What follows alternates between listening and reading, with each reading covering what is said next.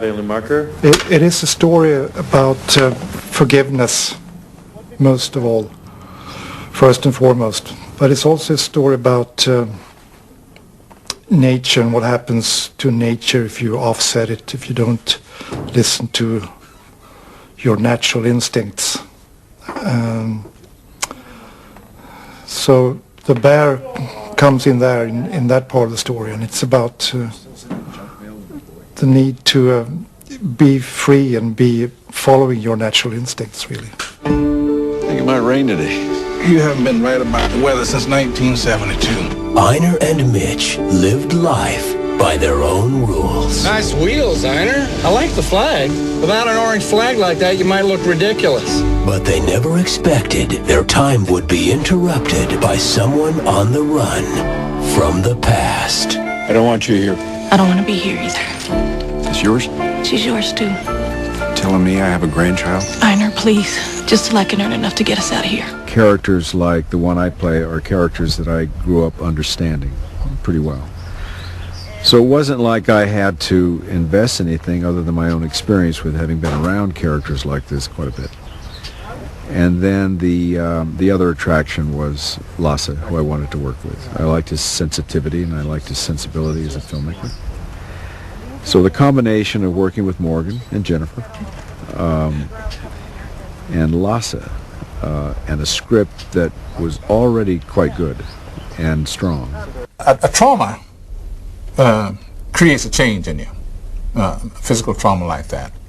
A very vigorous, hard-working man, all of a sudden he's very close to useless. A year of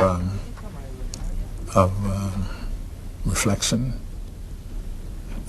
He's probably not the same guy he used to be. The whole script is based on these events that happened 10, 11 years ago, you know, and how kind of everyone in the script, Einar, even Griff, my character Jean, are all kind of stuck in that moment, you know, and haven't moved on. I think the story in general is about forgiveness, you know, forgiving others but also forgiving yourself. And I think that's why such an appropriate name, An Unfinished Life, because not only did Griff, her husband, have an unfinished life, but in that moment they all stopped living. I think Jennifer's a natural actor. I think that's the way I see it. And I mean, she's obviously multi-talented, but she has a natural acting ability, and so she can act the part quite well. I think it was a good choice. I think she's going to be good in it. I'm really impressed by Jennifer Lopez, her performance. She's a natural. She's I'm really impressed by what she's doing. I think it's that the movie's about people make mistakes and people leave and you can't fix it, but you have to live with it, and it's not always easy, but you need to get through it, and you need to give other people chances and stuff. Rebecca's just a natural. She really is. I mean, Look here. I think she's got a big path ahead of her. Just a natural kid. You believe her, and I think she's great. I don't want you here. Well, at least we agree on something. I don't want to be here either. We need a place to stay for about a month or so. Looks like you need every part of your head examined. It's yours? She's yours, too.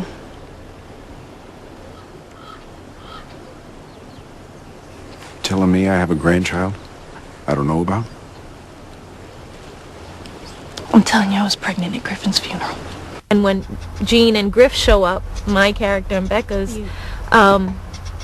it almost like pumps it's like new blood running through the veins, and it kind of, lets them get on with their lives. They become a family again. It becomes, I mean, if we accomplish that at the end of the movie, then we've done what we set out to do, which was repair all of these kind of lost and broken, hearts and souls, and brought them back together to be a family again and move on with their lives, despite the tragedy that they've been through.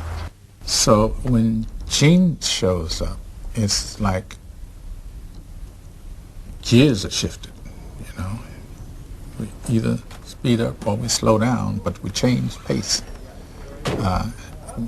Emotions change, everything changes, you know. Mitch tells her he's really, really glad she's come back.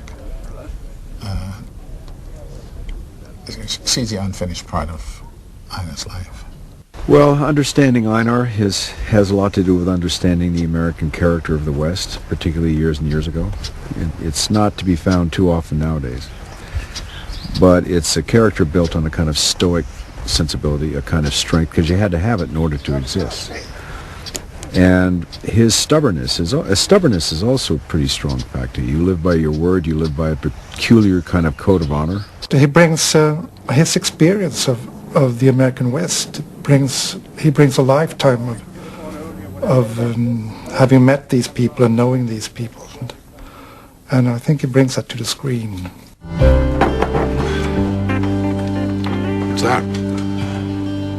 Flower. It's not a flower, it's a weed. It's pretty though. Don't you think it's pretty? Yeah, I think it's lovely. I had a music teacher who was a lesbian.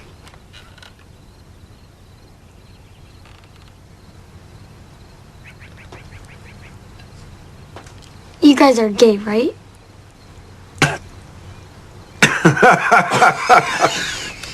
Oh, my God. Well, God, I think after almost 40 years working together, one of us noticed, don't you, Mitch?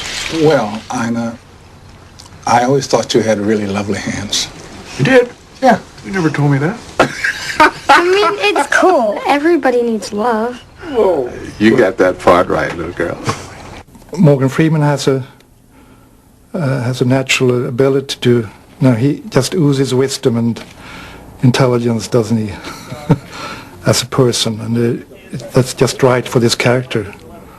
And I'm just impressed by the way he picks up on every vibe in a room and uses it for the film. I worked with Robert about 25 years ago, probably the first feature I ever did, and here we are again 25 years later, and during that time, watching his work, I just had maybe one or two other close calls at getting him. And there are certain people that you're just going to click with, It's a totally different experience than just anybody. These are veterans who've made amazing movies, who've turned in amazing performances time and time again, and you feel the power when you're in the room with them. When you're in the scene with them, you know why they've been around as long as they have and have moved you as many times as they have on the screen. She's really tough. She just, I look up to her, because she's so cool, and I like her a lot, and that's really important in acting. You have to love your character, but I kind of have learned a lot from Griff, and she has been through really hard times with her mom, but I think that has just made her stronger. I'm going back. What? I'm going back. I'm staying with my grandpa and Mr. Bradley. The hell you are, Griff. Yes, I am. No, you're not. You're not going anywhere. You're staying right here. I'm going back, okay? You make decisions like they don't matter for anybody else but you. That is not true. I always think about you first. Then it should start to show.